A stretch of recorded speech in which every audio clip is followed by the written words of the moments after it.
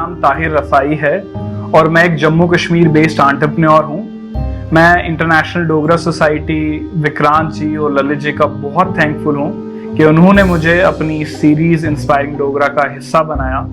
मैं international Dogra society को सबसे पहले कंग्रेचुलेट करना चाहूँगा कि जिस खूबसूरती के साथ ये डोगरा कल्चर को, यहाँ के टूरिज्म को, यहाँ के आर्ट को प्रमोट करने में लगे हैं। काफ़ी अच्छा लगता है जब ऐसी ऑर्गेनाइजेशंस इनिशिएटिव्स लेती हैं जिससे सोसाइटी पॉजिटिवली बेनिफिट होती है।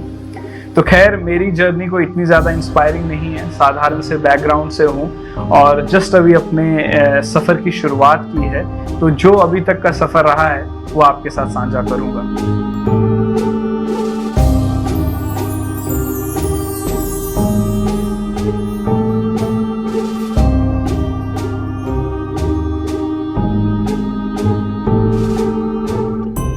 मेरी बर्थ जो है वो ज़िला डोडा के गांव प्राणू में हुई है। वहीं से मैंने अपनी क्वालिफिकेशन जो है, पढ़ाई जो की अपने 12th स्टैंडर्ड तक वहीं से की है। उसके बाद मैं जम्मू आ गया अपनी कॉलेज लाइफ को परस्यू करने के लिए। मेरा इंटरेस्ट बचपन से ऐसा था कि हम कैसे सोसाइटी को कंट्रीब्यूट कर सकते हैं, किस तरीके से हम कुछ इनोवेट करके सोसाइटी को एक अच्छा सर्विस हम दे सकते हैं। तो यही सफ़र था हमारा। जब मैंने सबसे पहले मुझे लगा कि 2016 में जब मैंने अपना पहला स्टार्टअप बिगिन किया, that was Jammu voice news, तो मुझे लगा कि एक रिप्रेजेंटेशन ज़रूरी है युवाओं को देने के लिए। इतने ज़्यादा डिजिटल मीडिया प्लेटफॉर्म्स तब एग्जिस्ट नहीं करते थे। डिजिटली लोग इजीली एक्सेसिबल वे में अपनी बात रख सकें, ऐसी स्टोरीज जिनको ज़रूरत है हाईलाइट करने की वो सामने आए, उन सब को लेके हमने जम्मू वॉइस की शुरुआत की। आप सब लोगों का, जनता का बहुत प्यार मिला और बहुत सारी ऐसी स्टोरीज भी की जिनका इम्पैक्ट हुआ, जिनकी वजह से कुछ चेंज आया। मैं स्टार्टअप्स की जर्नी को अपनी बहुत ब्रीफली बताना चाहूँगा।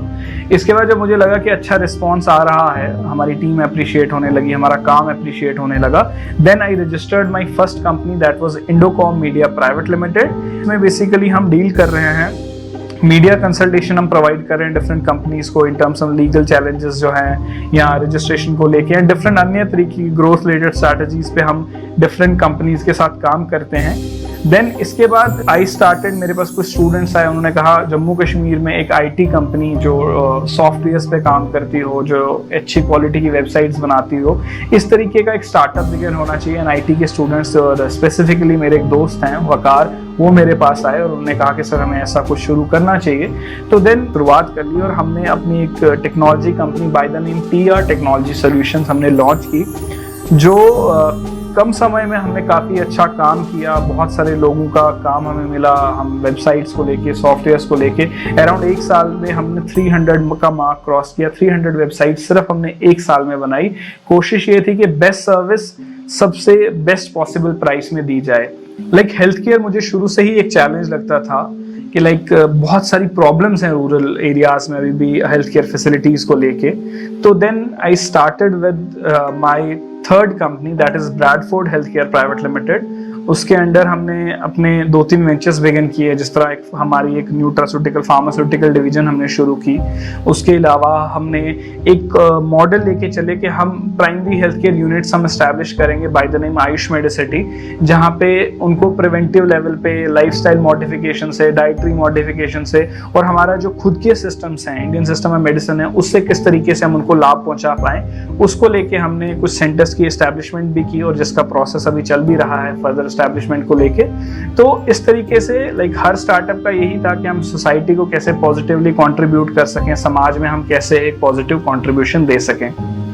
तो हेल्थ केयर को लेके मैं आपको बताऊं, जब भी हमने मेडिकल कैंप्स किए, मोर देन 100 मेडिकल कैंप्स हमने रूरल एरियाज में अभी तक किए होंगे, जहाँ पे हमने लोगों को लाइफस्टाइल मॉडिफिकेशन के बारे में बताया, उनको डाइटरी, किस तरीके से डाइट क्या होनी चाहिए, किस डिजीज में क्या खाना है क्या नहीं खाना, तो उनका अवेयरनेस लेवल हमने इंक्रीज किया। साथ ही साथ जब हम इन विलेजेस में जाते थे, काफ़ी फार फ्लंग विलेजेस थी, तो हमने वहाँ पे तो अगर हम प्रिस्क्राइब तो कुछ कर दें, लोग मेडिसिन कहाँ से खरीदें, कोई शॉप एग्जिस्ट नहीं करती है, उनको भी कई किलोमीटर्स, कई सफ़र तय करना करना पड़ेगा, फिर जाके वो दवाई लेके आए। तो हमने क्या किया कि हमने फ्री मेडिसिन बांटना भी कैंप्स के अंदर। तो इस तरीके से हेल्थ केयर कंपनी में बहुत सारी दुआएं लाइक हमने दी, लोगों का प्यार मिला, अप्रिशिएट भी किया। अब आगे भी लाइक कोविड का टाइम है, आगे भी जैसे थोड़ा बहुत सिचुएशन नॉर्मलाइज होती है तो ये मेडिकल कैंप्स का जो हमने सिलसिला शुरू किया था उसको हम ऐसे ही कंटिन्यू करेंगे। ड्यूरिंग पैंडेमिक भी हमारी कंपनी से जितना हो सका मल्टीविटामिन्स की हमने डिस्ट्रीब्यूशन की, कैल्शियम वगैरह इन दिनों लाइक लोग रिकमेंड कर रहे हैं तो हमने वो भी डिस्ट्रीब्यूट करने की कोशिश की। तो खैर हमारा पर्पस, हमारा उद्देश्य, हमारा बिल्कुल वही है कि हम सोसाइटी को कैसे पॉजिटिवली कंट्रीब्यूट कर सकें। बुजुर्गों के साथ समय बिता के एक अजीब ही खुशी मिलती है, एक बहुत ही अनोखा एहसास होता है, दिल को सुकून मिलता है। तो शुरू से ही हम ओल्ड एज होम में, ऑर्फनेज में अपने सारे फेस्टिवल्स को सेलिब्रेट करते थे, चाहे वो दिवाली हो या नए साल की शुरुआत हो। ये सारा पीरियड हम उन लोगों के साथ बिताते हैं और काफ़ी सुकून दिल को मिलता है। इसके बाद मैं आपको 5-6 महीने पीछे लेके चलूं, लाइक जब मार्च में लॉकडाउन लगाया गया तो काफी ज्यादा एक अलग किस्म की सिचुएशन थी, एक कंप्लीटली नई सिचुएशन जिसमें ना हमने आज से पहले ऐसी देखी थी, एक कंप्लीटली न्यू कॉन्सेप्ट था।